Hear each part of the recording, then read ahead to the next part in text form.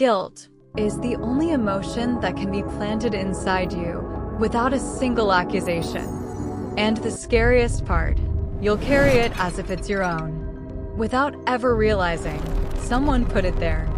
You know this feeling. You've felt it before. You just said no, or you did something for yourself, or you allowed yourself to be happy while someone is hurting. And then it hits. That heavy, sticky, sinking feeling inside. Like you did something terrible. Like you're the bad one. But here's what's strange. No one blamed you. No one said, "This is your fault." No one yelled. Maybe they even smiled. So where does it come from? Guilt is one of the oldest and most precise tools of control. It doesn't need force. It doesn't need shouting. All it takes is the right sigh, the right look, the right sentence at the right moment. And today, I'm going to show you 5 ways this is done. So subtly, so skillfully, that every time you think, maybe it really is my fault. But what if it's not? Method number 1, silent suffering, full display. Performing pain in HD. Karina had always dreamed of going to Europe. She was 28. She saved for 2 years. Finally, tickets booked, hotel reserved. She told her mom. Her mom didn't say no, didn't argue. She just went quiet, hung up the phone. The next day, she showed up, eyes filled with tears, and said, "It's okay. I'm just not feeling great. But you go. Don't worry about me." Karina went. And for 10 days, she couldn't enjoy a single moment. There was a heavy stone inside her. She texted her mom 20 times a day. She felt like a terrible daughter. Her mom never blamed her, never accused her. She just made her suffering visible. Right at the moment Karina chose herself. That's the method. Visible suffering without words of blame. A sigh, sad eyes, sudden illness, distance, silence that screams louder than words. It's not always conscious. Sometimes it's the only way someone learned to ask for love. But the result is the same. You feel guilty for living your life. Ask yourself, is there someone in your life who suffers exactly when you choose something good for yourself? Method number 2, the sacrifice you never asked for. The unrequested sacrifice.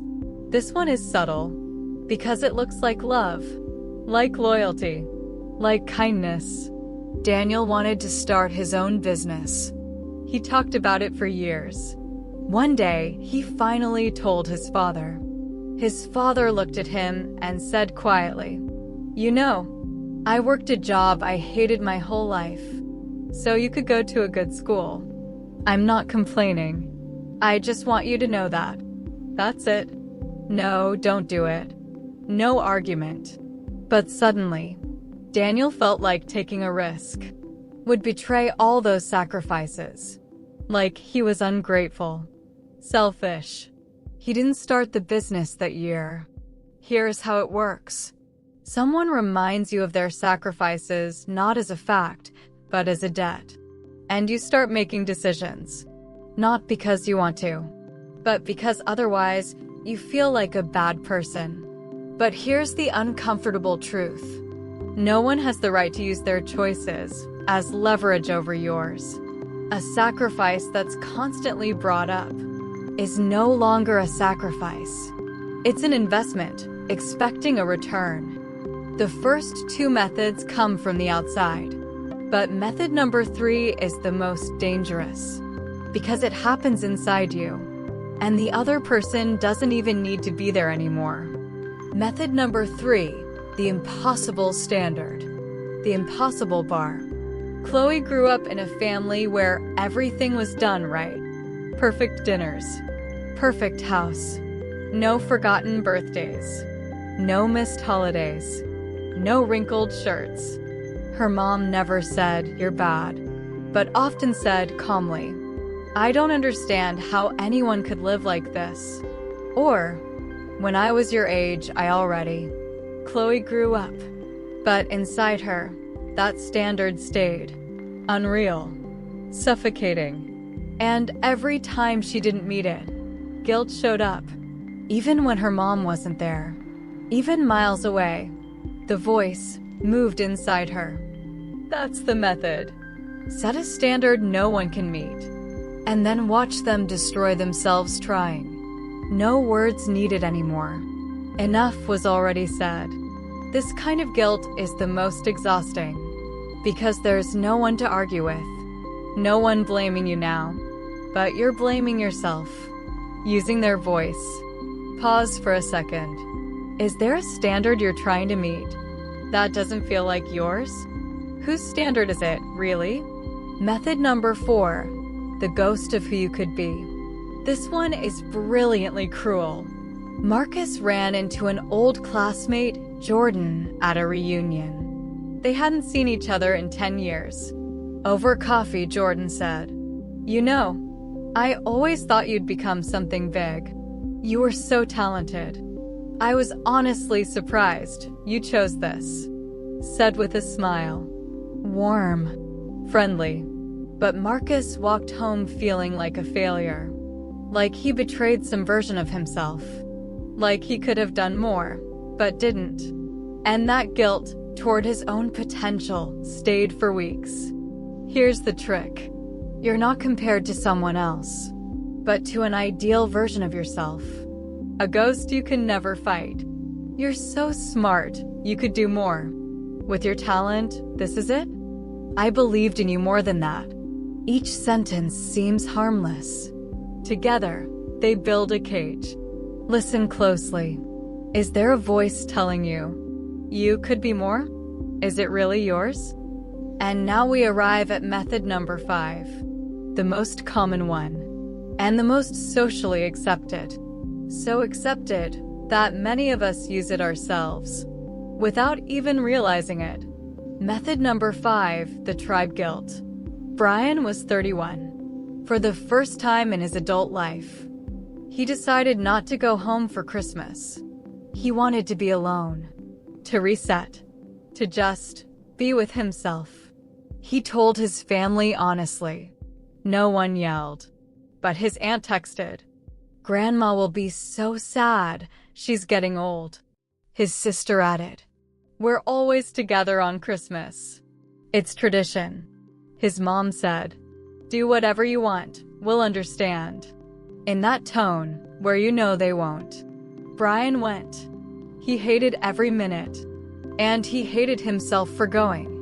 Instead of hating himself for not going. That's the method. Using belonging as guilt. We don't do that. In this family. Real friends wouldn't. So you're not with us? It says, if you choose yourself, you betray the tribe. And fear of exclusion is one of the oldest human fears. But here's the truth. A healthy group doesn't hold you with guilt.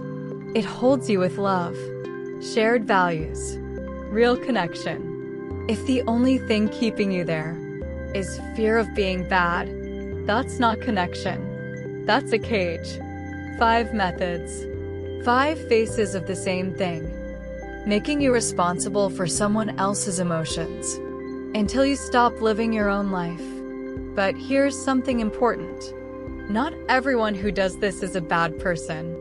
Most of them are deeply wounded. They learn to get love through guilt because someone once did the same to them. It spreads like a language, like an accent. But understanding this doesn't mean you have to tolerate it. You can have compassion and still protect your space. That's not cruelty. That's maturity. 3 things to remember. First, you are not responsible for other people's feelings.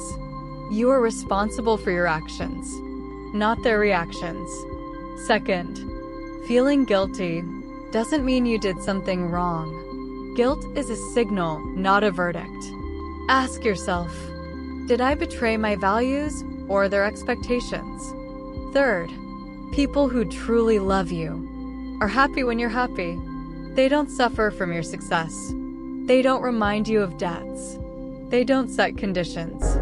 And here's the most uncomfortable thought. Guilt is the only emotion that makes you pay for a crime you didn't commit.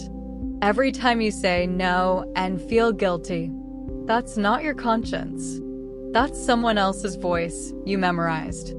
Every time you allow yourself to be happy and feel undeserving, that's not truth. That's an old program, installed without your permission. You have the right to your life, fully, without justification. And the day you learn to tell the difference between your conscience and someone else's manipulation is one of the most important days of your life. Write in the comments, which of these 5 hit you the most? Like this video if it gave words to something you felt for a long time. Subscribe, because this series goes deeper. I'll be here, talking to you honestly about what really lives inside us. See you in the next video.